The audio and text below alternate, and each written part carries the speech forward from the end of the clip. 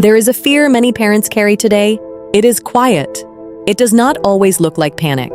Sometimes it looks like checking your teen's screen from across the room. Sometimes it sounds like asking, "Did you actually do this yourself?" Sometimes it appears when you hear another headline about AI replacing jobs, automating skills, changing industries, and rewriting the future faster than anyone expected. And sometimes it arrives at night, when the house is quiet, when your child is asleep, when you ask yourself the question you try to avoid during the day: is my teenager really being prepared for the world that is coming? For years, parents were given a simple map. Study hard, get good grades, go to a good school, choose a stable career, work your way upward. It was never perfect, of course. Still, it gave families something to hold on to: a path, a promise, a sense that effort would eventually become security.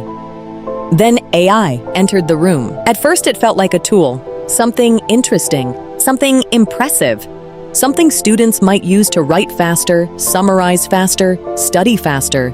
Then it became something much bigger. AI could write, AI could code, AI could explain, AI could plan, AI could generate images, videos, lessons, essays, business ideas, scripts, summaries, research briefs, and working prototypes. Suddenly, the old question of education became unstable, because if AI can produce answers, what should a teenager be trained to do? If AI can generate content, what makes a young person valuable? If AI can complete tasks in seconds, what kind of human ability becomes more important? This episode is about that question, and the answer is deeper than learning the latest tool. It is deeper than coding. It is deeper than banning AI and hoping the old world comes back. Because the old world is already gone. The future belongs to young people who can think clearly in the presence of powerful machines.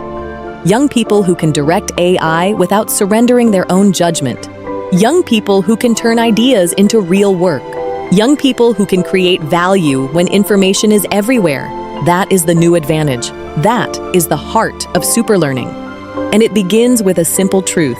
Your teenager does not need more answers. Your teenager needs a stronger mind for using answers. For most of modern education, students have been trained around recognition. They see a familiar question. They recall a familiar method. They produce the expected answer. Then someone marks it right or wrong. This system has value. There are times when a child needs to memorize. There are times when a student needs formulas, definitions, dates, vocabulary, and procedures. There are times when accuracy matters. The problem begins when education becomes almost entirely about recognition. When the student learns to ask, "What is the correct answer?" Then, "What does the teacher want?" Then, "How do I avoid losing marks?"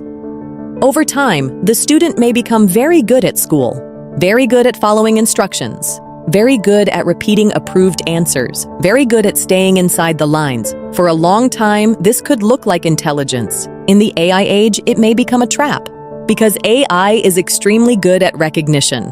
It recognizes patterns in language. It recognizes patterns in code. It recognizes patterns in data. It recognizes patterns in human questions. It can often produce a decent answer before a teenager has even fully understood the problem.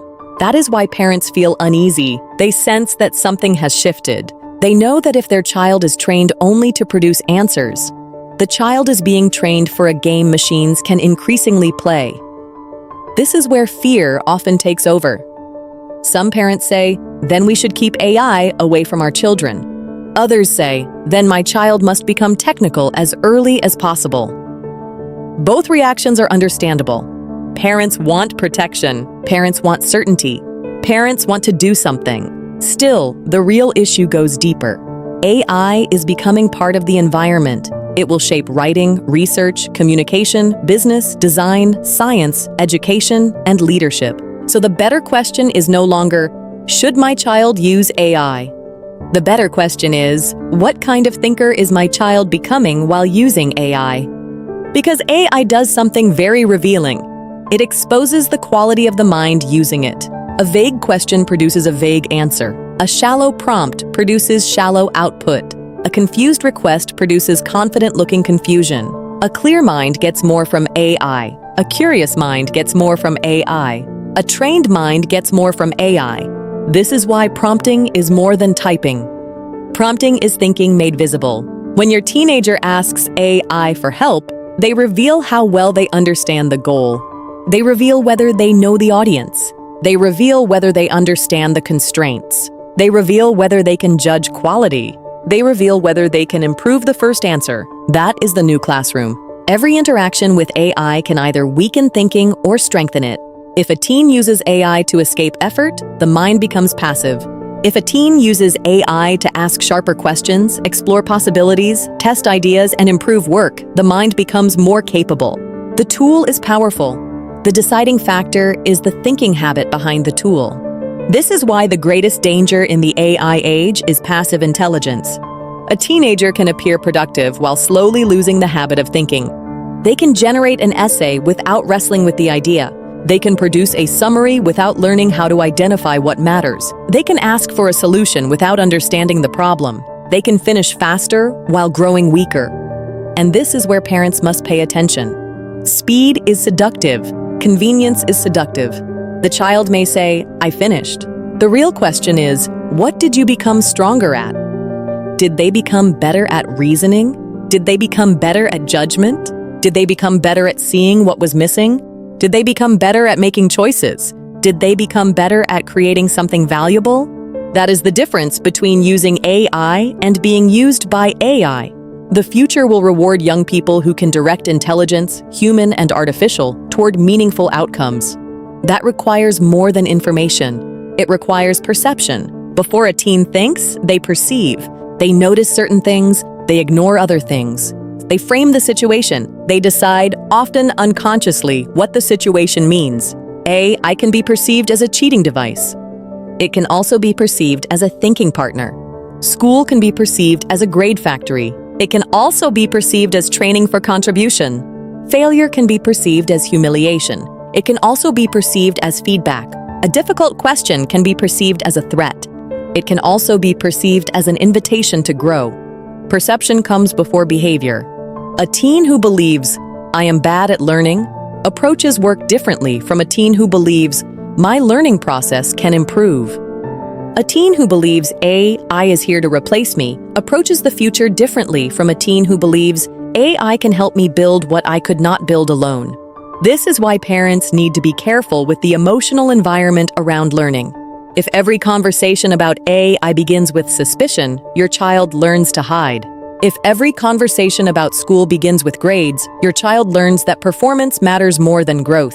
If every conversation about the future begins with fear, your child may start associating the future with pressure. Parents do not need to pretend everything is fine. The world is changing quickly.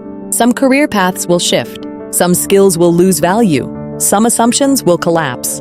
Yet fear must be converted into direction, because a frightened teenager rarely becomes a creative builder. A pressured teenager rarely becomes an independent thinker. A child who only hears warnings may become careful, anxious, and dependent on permission.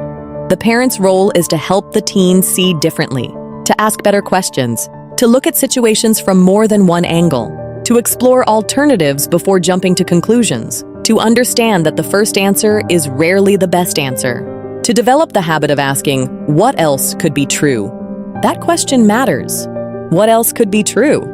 A friend ignores a message. The first perception is, they are angry with me. What else could be true? They may be busy. They may be distracted. They may be dealing with something private. They may have forgotten. A teen gets a weak result. The first perception is, I am just bad at this. What else could be true? The method may be wrong. The practice may be too shallow. The feedback may have been misunderstood. The student may need a different way into the topic. AI gives a strong-sounding answer. The first perception is, this must be correct. What else could be true? It may be incomplete. It may be biased. It may miss context. It may sound polished while hiding weak reasoning. This is why perception is one of the great skills of the AI age. The student who can only accept or reject an answer is limited. The student who can explore, compare, reframe, and improve an answer has an advantage. And that leads us to another important shift. For generations, education has overtrained judgment and undertrained design. Judgment asks, is this right? Design asks, how can we make this work? Judgment asks, what is wrong here? Design asks, what could we create from what we have? Judgment can identify weakness. Design creates a way forward. Both matter, yet many students become far more comfortable criticizing than creating. They can say why an idea will fail. They can spot flaws in an argument. They can point to limitations. These are useful abilities. Still, the future needs young people who can build. A critic can describe the broken system. A builder creates the better system. A critic can explain why a school process is inefficient. A builder designs a better workflow. A critic can complain that learning is boring. A builder creates a new way to teach the idea. A critic can say AI is dangerous. A builder develops wiser ways to use it. This is where superlearning takes a different view of teenage potential. The goal is not simply to help teens consume more information. The goal is to help them think with AI and produce work that proves their growth. Because learning changes when it becomes output. A student can watch 10 videos and still remain passive. A student can read many notes and still struggle to apply the idea. A student can memorize for an exam and forget the material within weeks. Output changes the learning process. When a teenager builds something, they meet reality. They discover what they did not understand. They learn that ideas need structure. They learn that communication matters. They learn that feedback is useful. They learn that confidence grows from evidence. The output does not have to be huge. It can be a simple research brief, a clear explanation, a small app, a prototype, a campaign, a presentation, a study tool, a solution to a school problem, a community project. What matters is that the teen moves from "I learned this" to "I made something with this." That shift is powerful because young people do not build identity from lectures. They build identity from repeated proof. Proof that they can start. Proof that they can improve. Proof that they can finish. Proof that they can contribute. This is why the growth loop matters. Think, build, share, mentor, level up. Each creation feeds the next cycle of learning. The teenager stops asking only, "Am I smart?" They begin asking, "What can I make better?" That is a healthier question. It moves them away from comparison. It moves them toward contribution. This is especially important for the good student. Many parents assume the students most at risk are the ones who dislike school. Sometimes that is true. Yet in the AI age, many highly compliant students face a hidden danger. They are trained to wait for instructions. They want the rubric. They want the model answer. They want the sample response. They want someone to define success before they begin. This can produce strong school performance. It can also weaken initiative. Real life rarely gives a clean rubric. Leadership does not arrive with an answer key. Innovation does not ask the world for permission. AI makes instructions abundant. Templates are abundant. Explanations are abundant. Drafts are abundant. The scarce skill is initiative. The scarce skill is independent judgment. The scarce skill is the ability to see something unclear and start shaping it. So when parents ask, "How do I help my child stay ahead?" One answer is this: give your teen more opportunities to operate, to get things done, to plan, to decide, to test, to improve, to take responsibility for a small outcome. This is operational intelligence. It is the difference between knowing and doing. It is the ability to move from thought into action. A teenager who can operate becomes less fragile. They begin to understand systems. They see how actions create consequences. They learn how people respond. They learn how ideas become projects. They learn how projects become proof. And in the AI age, this becomes even more valuable. Because AI can help generate the pieces, the teenager still has to assemble them into something useful. Imagine two students using the same AI tool. The first student types, "Write my essay." They receive a polished draft. They submit it. They get through the assignment. The second student begins differently. They ask AI to explain the topic from multiple viewpoints. They ask for weak arguments and strong arguments. They ask what most students usually miss. They ask for possible structures. They choose one direction. They write their own thesis. They use AI to challenge it. They revise. They compare examples. They check for clarity. They ask, What is missing? They submit work shaped by their own judgment. Both students used AI. Only one trained the mind. This is the line parents must learn to see. AI can replace effort. AI can also upgrade effort. The difference is the process. That process should be visible. So the parent's question should change. Instead of only asking, "Did AI write this?" Ask, "What did you ask?" Ask, "Why did you ask it that way?" Ask, "What did you disagree with?" Ask, "What did you change?" Ask, "What is your own judgment?" Ask, "What did you understand better after using it?" These questions transform the conversation. They move AI from secrecy into reflection. They teach the child that using AI is acceptable when thinking remains active. They teach that the human remains responsible. Because AI may generate output, the teenager must supply discernment. AI may offer options. The teenager must choose direction. AI may accelerate the process. The teenager must understand the purpose. This is the relationship we want. Human intelligence amplified by artificial intelligence. And this brings us to creativity. Many people think of creativity as art. Drawing, music, drama, design. Those can be wonderful. Yet the creativity teenagers need now is also idea creativity. The ability to see a problem differently. The ability to generate alternatives. The ability to combine concepts. The ability to imagine a new way forward. This type of creativity can be trained. It does not depend on waiting for inspiration.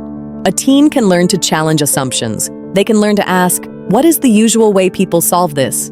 Then, what if that usual way is only one route? They can learn to separate the goal from the current method. For example, a student says, I need to study longer. That may be true. A more creative question is, what is the real goal? Maybe the goal is to remember better. Maybe the goal is to understand faster. Maybe the goal is to reduce distraction. Maybe the goal is to explain the idea clearly to someone else. Each frame creates different solutions. AI can help here. It can generate alternative explanations. It can simulate a tutor. It can create practice questions. It can role-play an examiner. It can help the student build a personal study system. The value comes when the teen learns to direct the process. Because creativity is not random chaos. Creativity is disciplined exploration. It is the ability to move beyond the obvious answer without losing sight of value. This is why the future-ready teenager needs both imagination and judgment. They need freedom to explore. They also need the ability to ask, does this create value? A strange idea with no value is just noise. A useful idea that creates value can become a breakthrough. There is also a human layer parents must protect. The more powerful AI becomes, the more important human qualities become. This may seem surprising. Many people assume that if machines become more capable, humans become less important. Look closer. When everyone has access to powerful AI, the advantage shifts to the human who can guide it well. The teen who understands people. The teen who communicates with clarity. The teen who can make ethical decisions. The teen who can lead through uncertainty. The teen who can create trust. AI can produce words. Trust still depends on human behavior. AI can create images. Taste still depends on human judgment. AI can generate plans. Responsibility still belongs to the human. AI can simulate empathy. Real relationships still require presence, listening, and care. That means parents should stop treating soft skills as secondary. Communication is no longer a nice bonus. Perspective is no longer optional. Ethics is no longer abstract. Leadership is no longer reserved for adults with titles. These are core survival abilities in a world where intelligence is becoming abundant. A teen who can use AI and understand humans has an advantage.